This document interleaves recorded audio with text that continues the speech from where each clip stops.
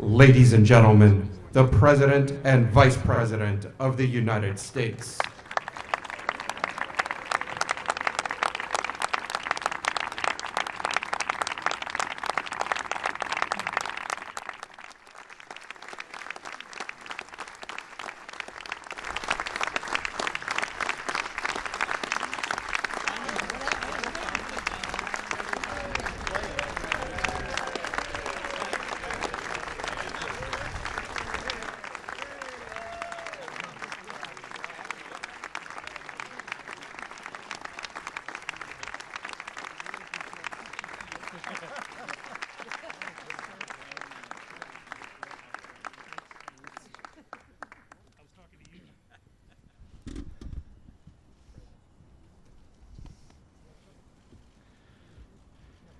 Speaker Ryan, Majority Leader McCarthy, Majority Whip Scalise, Chairwoman McMorris-Rodgers, Chairman Brady, Chairman Walden, Chairwoman Black, Congressman MacArthur, Congressman Meadows, and all the principled members of Congress who are standing with us here today.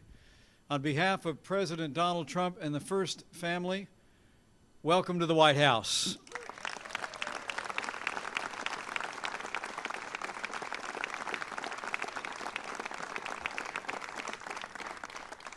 And thanks to the leadership of President Donald Trump, welcome to the beginning of the end of Obamacare.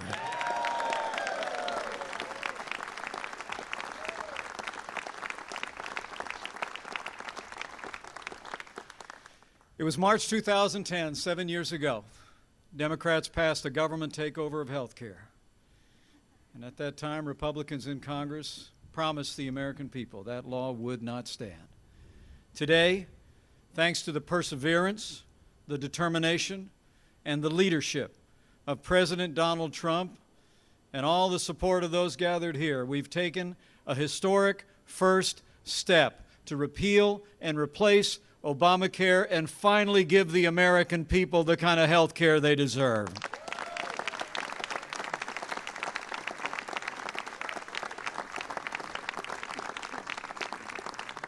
So today, with heartfelt gratitude for all he has done to keep his word to the American people, and for all he will do to continue to make America great again, it is my high honor and distinct privilege to introduce to you the President of the United States of America, President Donald Trump.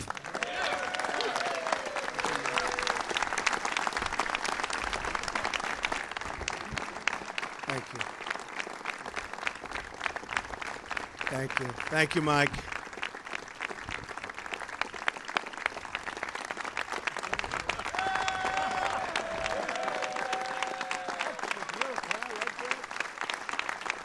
That's the group. Thank you. Thank you very much. This really is the group. What a great group of people. And they're not even doing it for the party. They're doing it for this country because we suffered with Obamacare. I went through 2 years of campaigning, and I'm telling you, no matter where I went, people were suffering so badly with the ravages of Obamacare. And I will say this, that as far as I'm concerned, your premiums, they're going to start to come down. We're going to get this passed through the Senate. I feel so confident. Your deductibles, when it comes to deductibles, they were so ridiculous that nobody got to use their current plan, this non-existent plan that I heard so many wonderful things about over the last 3 or 4 days after that. I mean, it's I don't think you're going to hear so much right now. The insurance companies are fleeing. It's been a catastrophe, and this is a great plan. I actually think it will get even better, and this is, make no mistake, this is a repeal and a replace of Obamacare. Make no mistake about it. Make no mistake. And I think most importantly, yes, premiums will be coming down. Yes, deductibles will be coming down. But very importantly, it's a great plan. And ultimately, that's what it's all about. We knew that wasn't going to work. I predicted it a long time ago. I said it's failing. And now it's obvious that it's failing. It's dead. It's essentially dead. If we don't pay lots of ransom money over to the insurance companies, it would die immediately. So what we have is something very, very incredibly well-crafted. Tell you what, there is a lot of talent standing behind me, an unbelievable amount of talent. That I can tell you. I mean it. And, you know, coming from a different world and only being a politician for a short period of time, how am I doing? Am I doing okay? I'm president. Hey, I'm president. Can you believe it, right? I don't know. I thought you needed a little bit more time. They always told me more time, but we didn't. But we have an amazing group of people standing behind me. They worked so hard, and they worked so long. And what I said, let's do this. Let's go out, just short little shots for each one of us, and let's say how good this plan is. We don't have to talk about this unbelievable victory. Wasn't it unbelievable? So we don't have to say it again. But it's going to be an unbelievable victory, actually, when we get it through the Senate, and there's so much spirit there. But I said, let's go out. We have a little list of some of the people, and I think after that list goes, if they don't talk too long, our first list, we're going to let some of the other folks just come up and say whatever you want. But we want to brag about the plan, because this plan really, oh. Well, yeah, we may. But we're just going to talk a little bit about the plan, how good it is, some of the great features. I want to thank Paul Ryan. He has worked so hard. You know, I was joking. I said, you know, Paul, for the last week I've been hearing Paul Ryan doesn't have it. It's not working with Paul Ryan. He's going to get rid of Paul Ryan. Then today I heard Paul Ryan's a genius. He's come along. You know, the groups have all come together. We have the Tuesday group. We have so many groups. We have the Freedom Caucus. And they're all great people.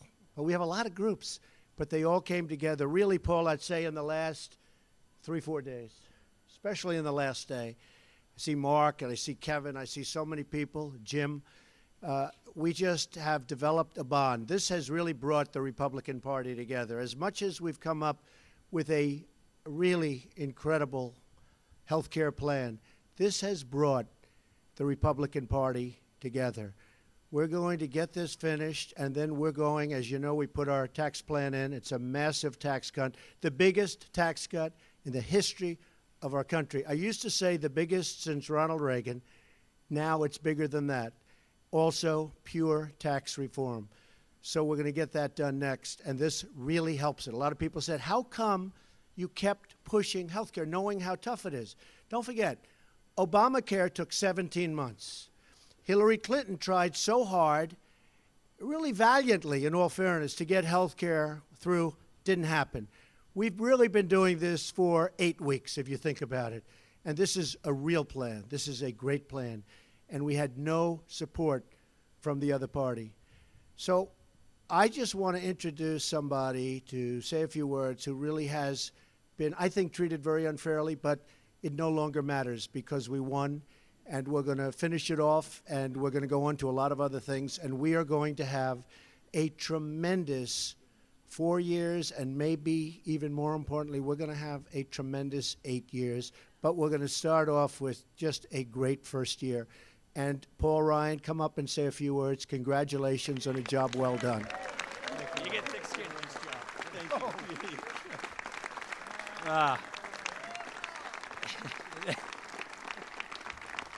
Thank you, guys. Thank you. First, thank you, Mr. President. Thank you. Thank you for your leadership. There are too many people to name who played such an important role in helping us get to this part. But I want to thank a few people in particular.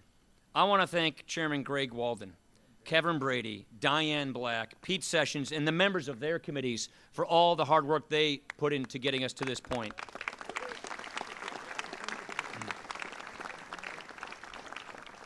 I want to thank all the other members who contributed to making this the best bill possible. It really was a collaborative, consensus-driven effort. I also want to thank the team here at the White House. I want to thank Tom Price. I want to thank Mick Mulvaney. And I especially want to thank Reince Priebus. We could not have done this without you, gentlemen. You guys are the best. Of course, this would not have been possible if that weren't for these two gentlemen behind me. This is the fourth presidency I've served with. I have never, ever seen any kind of engagement like this. I want to thank Mike Pence, and I want to thank President Donald Trump for their personal involvement in working with our members and working to get this right, for getting this done and getting us to where we are. Thank you, gentlemen.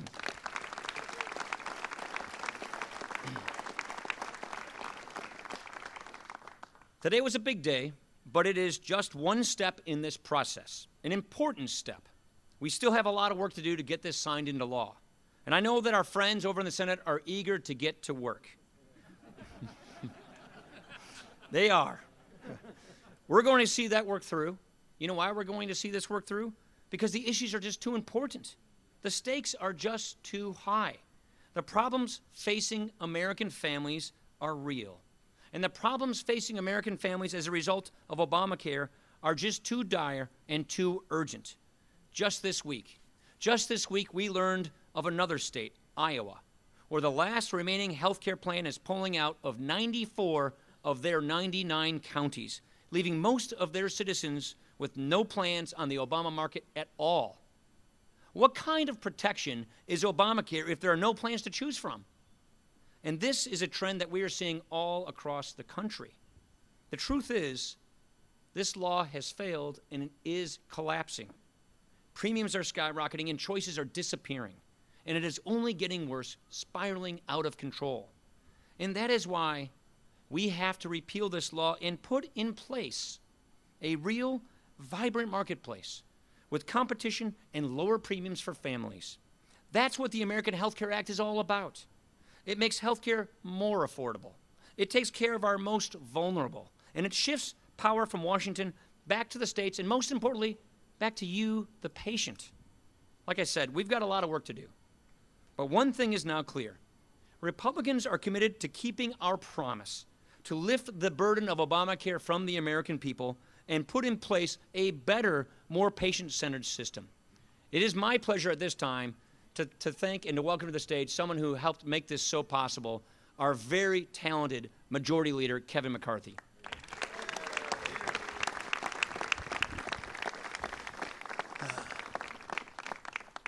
I remember the very first time I came down here to see the new president, President Trump. We talked about health care. You know what the president said? He said, let's not make this partisan. Don't do what you think is right for the Republican Party. Do what's right for the American country. And today, that's exactly what we did. You see, if you simply read the papers from this week, you take politics out of it, and you put people before politics, how do you look in the faces of 94 counties in Iowa out of 99? Well, not that they won't have very many choices, they'll have no choice.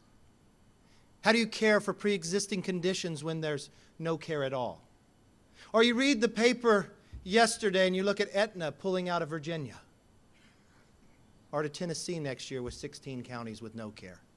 Or what about those families that paid into those 23 co-ops that Obamacare created with more than $2 billion?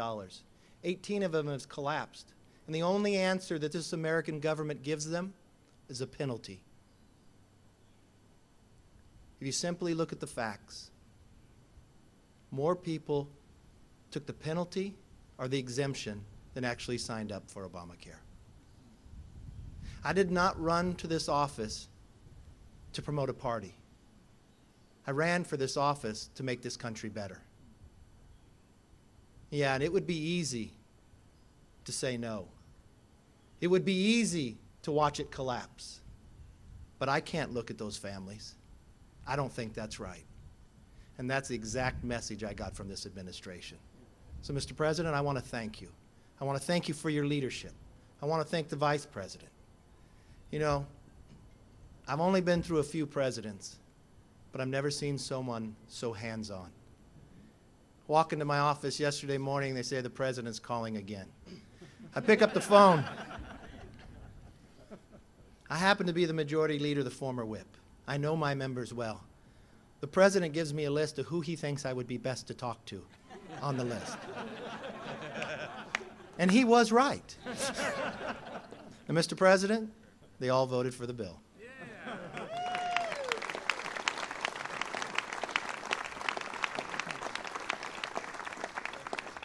Today is a start.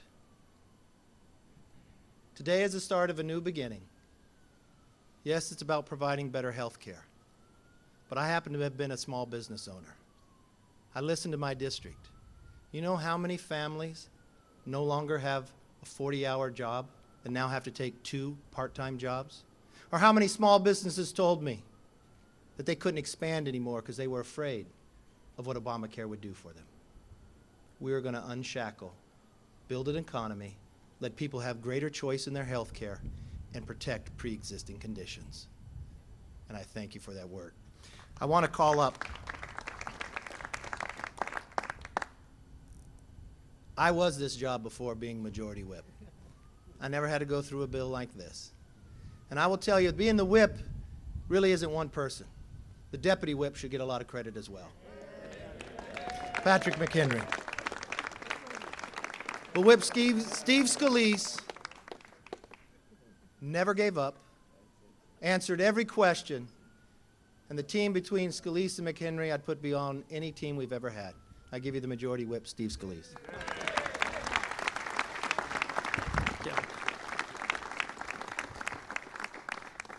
Today we took the first step toward rescuing families from the failures of Obamacare. We've been seeing it play out all across the country. This isn't some hypothetical discussion.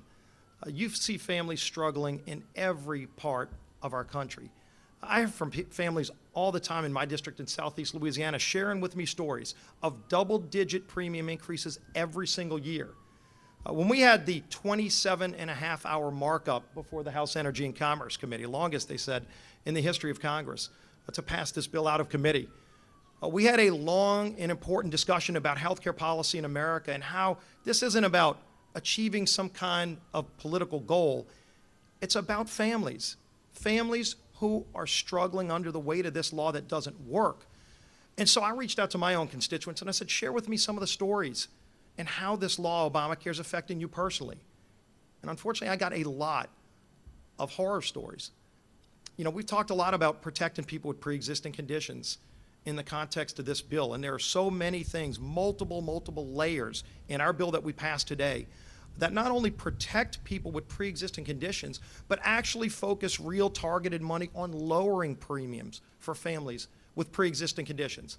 And so during the committee hearing, might have been around 3 in the morning, I shared a story of one of those constituents, Chris from Slidell, who sent me a letter and talked about their family having pre-existing conditions. They have a family member with pre-existing conditions, and how because of the problems of Obamacare, they're paying double-digit increases. But this is the real story for families that have pre-existing conditions that are truly being hurt by Obamacare. One of the untold stories are the dramatic increases in deductibles. So there are a lot of families across the country that have over $10,000 deductibles. Now, for most people, that means they really can't even use the health care that they have in Obamacare. And so what Chris told me was, not only when we go to the doctor do we have to pay so much for our premium, but almost everything we do we're paying out of pocket because we've got such a large deductible. So basically, I'm paying a lot of money for a health care plan that doesn't work for me. Please provide relief for my family. We hear these stories over and over. And what's been so encouraging about this debate is that from the very beginning, every member of Congress that's been involved in trying to get this bill passed has been focused on 2 main things. And the first one is lowering premiums for families that are struggling. And the second is making sure that patients and doctors are the ones that make their own health care decisions. Unelected bureaucrats in Washington should not have anything to do with the health care decisions made between a patient and their doctor. And that ends with this bill. And so as we went through this process, and it took weeks, some people wanted it to take a couple of days, but we said we're going to take the time to get it right because it affects every person in this country. And every change that was made along the way made this bill better. Almost every change that was made along the way was focused on lowering premiums. Of course, you had a lot of other things we wanted to do. We reformed the Medicaid program. One of the most broken parts of health care, anybody will tell you, is Medicaid. And so we actually give governors and states the flexibility to go and be innovative and do things that'll, in a much more targeted way, help low-income families in a way that Medicare is failing them today. That's another important aspect of this bill. But we wouldn't be here today without the work and the help of the President and the Vice President of the United States directly getting involved. Because every meeting we had with members that wanted to get additional components added to the bill, President Trump said, bring him into the White House. I want to meet with him. I want to talk to him about how we can actually lower premiums. Because President Trump's focus from the beginning was the same thing. He knows Obamacare fails, but it's failing because it's hurting families. And he said, how can we lower premiums? How can we give patients more control of the health care? And ultimately, all of the meetings that we had along the way that made this bill better were focused on those objectives. And that's why it's so important that we got this first step done today. There's a lot of work left to be done, and I look forward to the Senate taking the action that they need to take, but ultimately getting a bill to President Trump's desk that he'll sign that actually rescue families from this incredibly failed law and put patients back in charge of their health care decisions and lower premiums. And the man that led the charge in starting this process in the committee was the House Energy and Commerce Committee Chairman, Greg Walden. I want to bring him up. Thank you, Mr. Scalise. Ladies and gentlemen, Mr. President, Mr. Vice President, it has been a pleasure and an honor to work with you hand in hand to get this bill to this point. And I want to tell you what a great team you have and what a great team I think we have in the Congress and on the Energy and Commerce Committee and our subcommittee chair, Mike Burgess. Mike, come on out here for a second. Dr. Mike Burgess has done incredible work on this as well. You've heard a lot about our goal to get this back to a patient-doctor relationship, to make insurance affordable to every American and available where they have choices and lower costs and competition in that market. It is collapsing around us state by state, county by county. Last year, there were 225 counties in America where you only had one choice on the Obamacare exchange. This year, it's 1,022, and you've heard now there are some counties where you'll have no choice. That's not affordability. That's not access. That's not patient care. That is what we're trying to reform in this legislation. You heard about Medicaid reform. I started on Medicaid reform in the 1989 session of the Oregon legislature. I helped out there. We became the majority in 90. I was majority leader in 91. We continued these reforms to achieve this same goal of trying to get people care that they needed when they didn't have it. And I continue that battle today. We reached out to governors. We reached out to insurance commissioners. We reached out to innovators in this space. Now, I think about Governor Herbert out of Utah, who told us the story of having to petition CMS, the old CMS, not CMS Verma and Tom Price's CMS, to see if he could use a modern, new, innovative technology to communicate with his Medicaid recipients who had that same technology. You and I would know that as email. 9 months later, the government here in Washington denied his request to communicate with people who had email by email. They told him no. And I said to the governor of Utah, how much would that have saved your state? He said $6 million. Now, do you want to spend it in snail mail, on postage, or do you want to spend it in health care? But the bigger question is, why do you have to come to Washington, D.C. to get that kind of permission to begin with? So what this legislation does is open up the ability for states to innovate, for doctors and patients and legislators to get together state by state and make a real difference for the people of Utah or the people of Oregon or the people of Florida. We can get this right. It is our duty. It is our obligation. This is the first step. I look forward to the partnership with the Senate and continuing with one with the White House till we get this signed into law. Thank you. Oh. And now it's my great pleasure to introduce the chairwoman of the Budget Committee, the chair who put us on this task, a nurse, an incredibly capable legislator, Diane Black. Thank you. Thank you, Greg. Some 45 years ago, I graduated from nursing school, and when I graduated, I took an oath of honor to devote myself to those committed to my care. And it is what brought me here to Congress, because I saw almost 7 years ago what this was doing to those in my state. The people who come to me at church, that stop me in the grocery store, that stop me wherever I am at a ball field with my grandchildren to tell me with tears in their eyes, please help us. Please help us. The premiums have gone up. The deductibles are so high we cannot even get the care even if we pay our premiums. It was breaking my heart and has been breaking my heart over those last 7 years now that I've been hearing this. And so this is a great day for us. This is just the beginning. We have the opportunity now to rescue people, to give them the opportunity to truly get the kind of care that they want, they deserve, with the doctors that they choose and a price they can afford. And that's what this celebration is about. It's not about politics. It's about looking those people in the eye. The people that were thrown off of their care in our state, 28,000 people lost their care in our risk program in one day, just like that. And this is a great day. It's just the beginning. There's still more to be done. I'm hopeful that the Senate is even going to make this bill better. There's so many people to thank. A lot of them are standing back here, but most of all, I want to say thank you to Mr. President and Mr. Vice President for being engaged, for giving an opportunity for our members to feel they're being heard, and at the end of the day, to get a product that's really going to work for the American people. That's what this is all about. And now it's my honor to bring to the podium my chairman of Ways and Means, Representative Brady.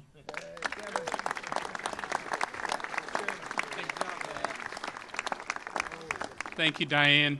Mr. President, Mr. Vice President, I'm proud on behalf of the Ways and Means Committee, on behalf of our House Republicans, again to say thank you for your leadership.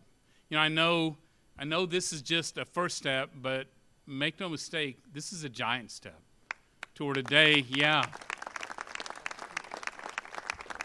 toward the day when Americans aren't struggling under $1 trillion of tax hikes that hurt small businesses, that land on families, that drag our economy down, that hurt patients. Under this new law, it's gone. We take a giant step toward a day when Americans aren't forced to buy health care they don't want and can't afford. And small businesses are no longer forced to offer health care their workers can't afford either.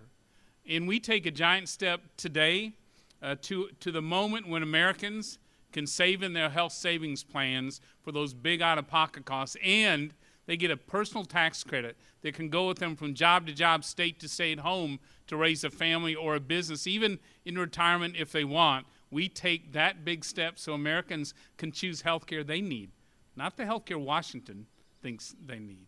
So this is a giant step forward, and I'll finish with this. We know you have some big, big plans on tax reform. Bold plans. At least we've heard they're great. And I think they are. And make no mistake, today we've taken a giant step toward delivering bold tax reform that leapfrogs America into the lead around the world and simplifies this code like it's never been done before. Mr. President, we intend to deliver on that promise too. God bless.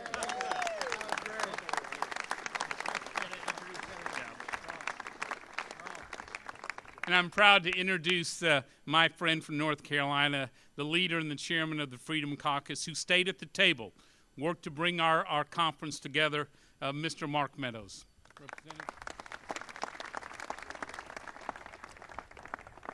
There are three numbers that matter today: 217, 1, and 318.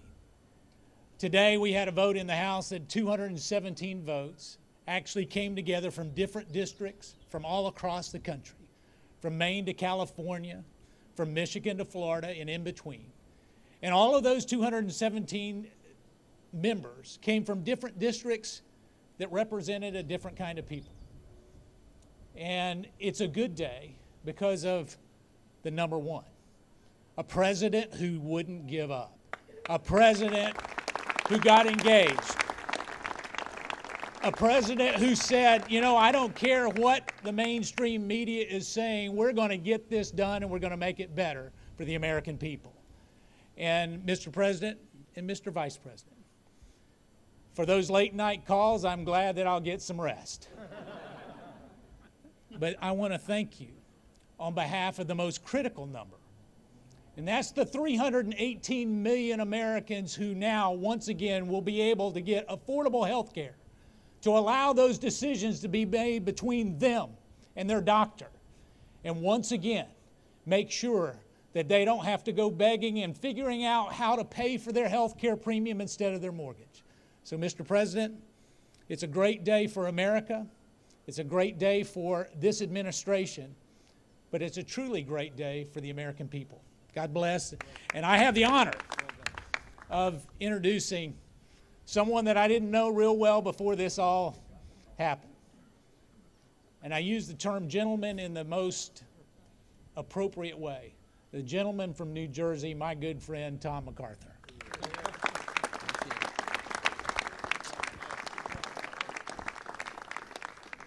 Well, thank you, Mark, and hello, friends.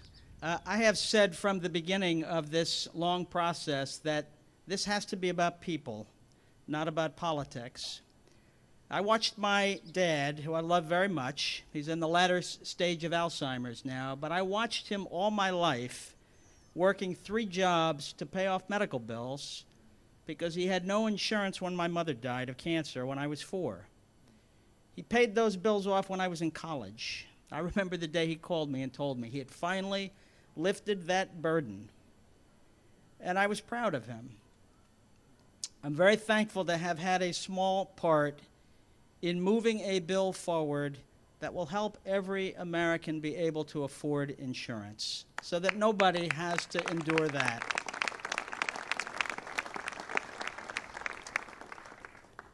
Eight years ago, we had a president who faced a really important question.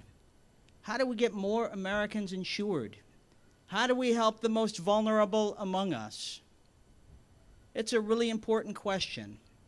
And he and his party, for all their efforts, came up with the wrong answer. The answer was, let's have more government control. Let's have more government imposition. Let's trust Washington and not the states. And it's failed. Today we have a president who is facing the same question. How do we make sure that people with pre-existing conditions, the most vulnerable among us, are protected? How do we get premiums to come down for everyone else at the same time? How do we make sure that every American has a chance in this area? And I'm proud to stand with a president who has a different answer, a president who trusts the states and ultimately trusts the American people. So this is a big day. It's a first step, but it's an important step to make sure we keep our promise and we care for the American people, and I'm really proud to be part of that. And it's my, thank you.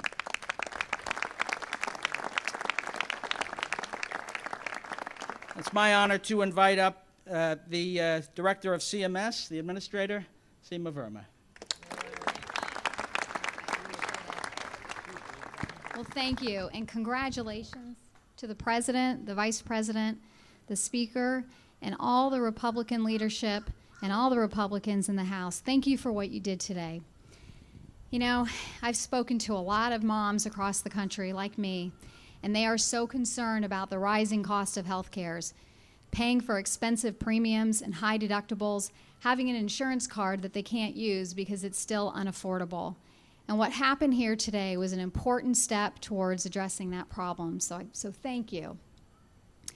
And for the Medicaid program, I've worked in the Medicaid program for over 20 years. The Medicaid program is our aged, our blind, pregnant moms, kids, disabled, and the poor. These are people that have no other place to go but the Medicaid program. And the status quo in the Medicaid program is not acceptable. We can do better. And the big step that was taken today is a very important stride towards making that program work better, towards giving governors the flexibility to design programs that are innovative and actually improve health outcomes. I'm so excited about this big step forward, and I think it's a great day for our country. So thank you for everybody that was involved in this.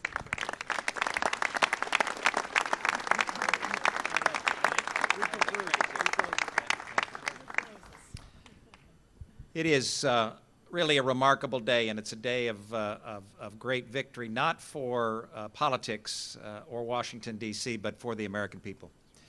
Mr. President, you understand and appreciate the importance of teams and teamwork. This is a remarkable team that is assembled here that is trying to address one of the real conundrums and challenges that this nation has. And that is how to make certain that we are able to provide the kind of quality care for every single American. But great teams don't just come together, they need great leaders. And so I want to thank you from the bottom of my heart for the privilege of being on your team, and thank the Vice President and you for what you've done to date to make certain that this moves forward.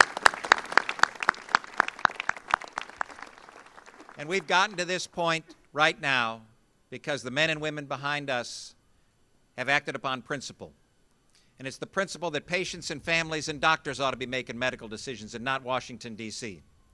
It's the principle that our health care system ought to be accessible for everybody and affordable for everybody and of the highest quality, and empower patients through transparency and accountability and choices. That's the kind of principle that these men and women act upon. And I know that's the kind of principle that the Senate will bring to the table as they move forward and deal with this piece of legislation. And I can't wait for the day, Mr. President, where we're able to come back to the White House and we're able to gather with you as you pick up that pen and sign that piece of paper that will move us in a direction that will provide for patient-centered health care for every single American. God bless you.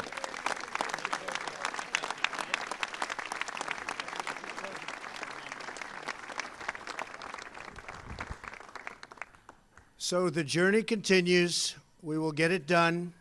We will have great, great health care for everyone in our nation. We have an unbelievable country, an unbelievable country. But I want to thank the men and women behind me. I want to thank at least some of the men and women in front of me. And of course, I even want to thank the media. Thank you all very much, everybody. Thank you. Thank you very much. Thank you.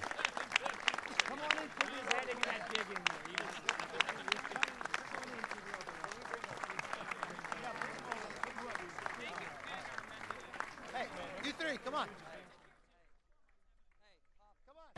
Well, there you go. It's hard to say you've seen a happier President Trump since the day of the inauguration. This is a day that no doubt he has been waiting for. Back in March, the bill was actually pulled from the House floor. They didn't get to vote on it because they didn't have the votes necessary. Overnight, Speaker of the House Paul Ryan felt like he had the votes necessary, so they went ahead with today's vote, and it passed 217 to 213. Now, it is on its way to the Senate. As you can see here, many House Republicans following President Trump into the White House. Looks like they want some sort of picture